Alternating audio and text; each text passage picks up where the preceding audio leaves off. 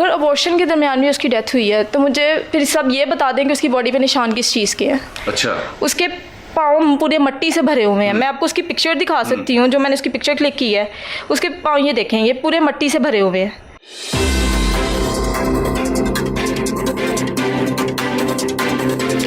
अस्सलाम वालेकुम नाज़रीन, मैं हूं आपका मेज़बान अब्दुर्रहमान। हदफ में आप सब लोगों को खुशामदीद। हदफ बना एक मरतबा फिर मसलूम ख़ानदान की आवाज़ से। नाज़रीन, इस वक्त मैं मौजूद हूं लाहौर के मारूफ और मशहूर इलाका जहानाबाद में, जहां आज से 11 दिन पहले एक जवान साला लड़की का कत्ल हो जाता है और उसके बाद मुलजिम और लड़की का इश्क का शाखसाना बनाकर पूरी दुनिया में उसका तमाशा बनाया जाता है।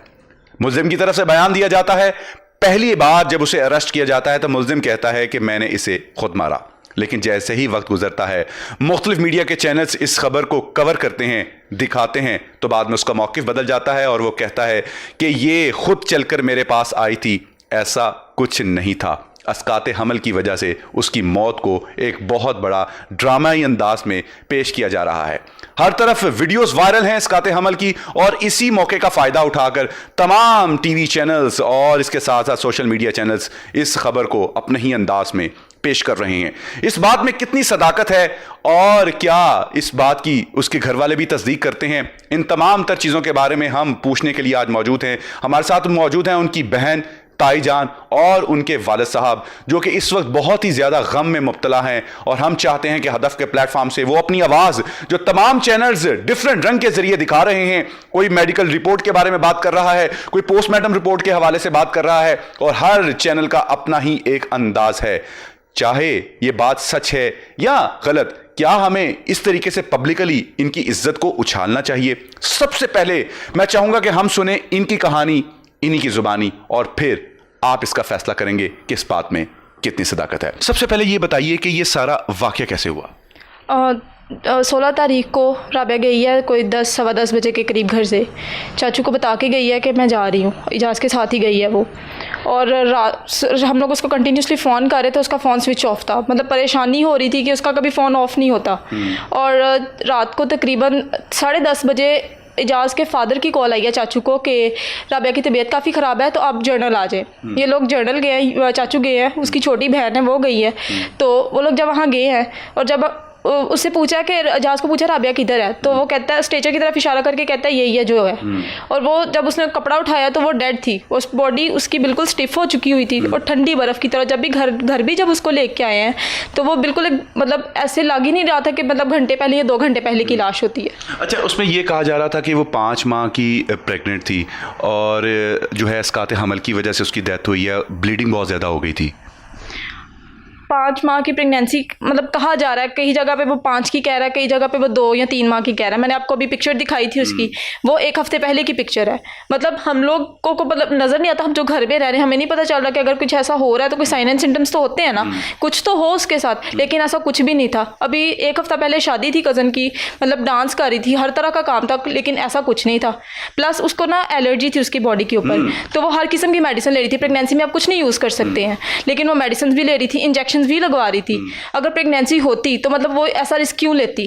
ठीक है। और अगर उसने अबॉर्शन भी कराना था तो फिर उसने फर्स्ट मंथ में क्यों नहीं करवाया, सेकंड मंथ में क्यों नहीं करवाया, वो 5 मंथ्स में जाके उसने क्यों करवाया? अच्छा, जो 5 माह का आप कह रही हैं कि उसने अपनी कज़न की शादी पे डांस भी किया, उसकी भी कोई आपके पास कोई ऑथेंटिक रिपोर्ट है, कोई वीडियोस क्लिप उसी डेट के, उसी दिन की वीडियो है जिसमें वो डांस वगैरह कर रही है? हाँ जी। लेकिन जो इस वक्त बताया जा रहा है, जो भी मुल्ज़िम की तरफ से या डिफरेंट टीवी चैनल्स की तरफ से एक ही बात की जा रही है कि ये अबॉर्शन के दौरान ये जो है ना उसकी डेथ हुई है, तो इसमें कितनी सदाकत है?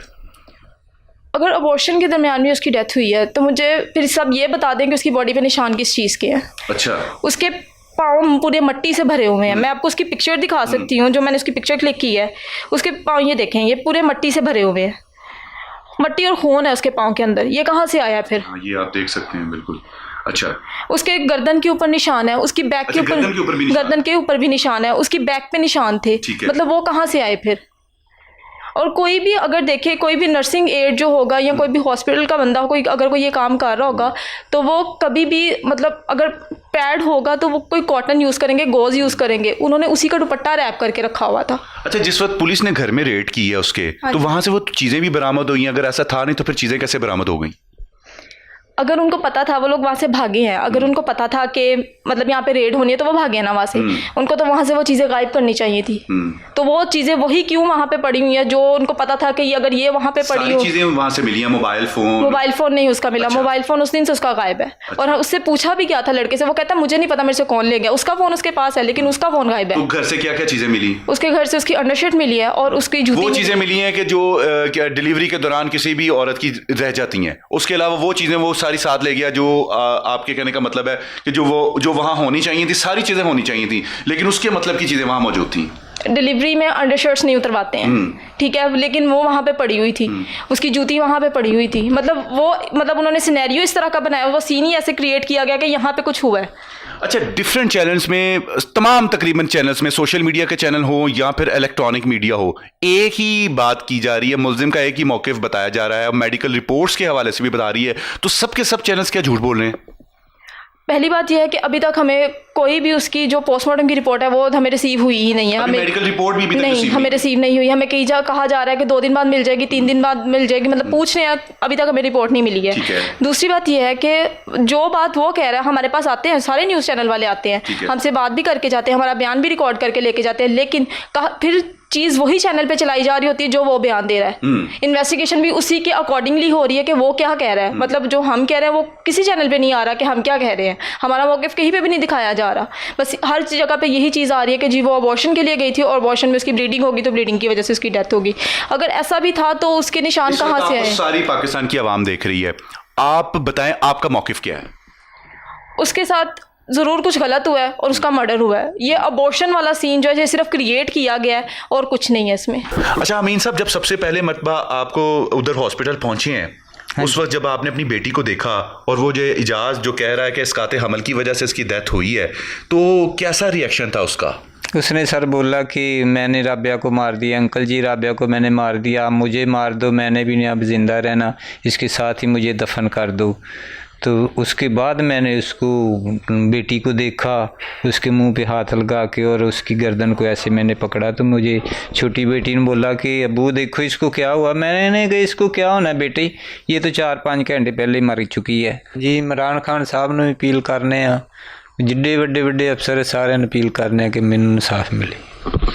जी तो नाज़रीन, गुफ्तगू आपने सुनी, इसमें कितनी सदाकत है ये आज आप सब लोगों के सामने है। किस तरीके से हम किसी की भी इज्जत को उछाल देते हैं और अपने मकसद के लिए, अपनी शोशा के लिए हम किसी की भी पगड़ी उछाल सकते हैं। हम सबको चाहिए कि हम अब जिम्मेदारी के साथ काम करें। अगर अल्लाह ताला ने हमें किसी मनसब पर पहुंचा दिया है, लोग हमारी बात को सुनते हैं, हमें देखते हैं, तो हम जिम्मेदारी का मुजाहरा करें, क्योंकि एक दिन अदालत ऊपर भी लगनी है और वहाँ फिर हमें कोई नहीं बचा पाएगा। मुझे दीजिए इजाज़त, फिलवत के लिए इतना ही। अल्लाह हाफिज़।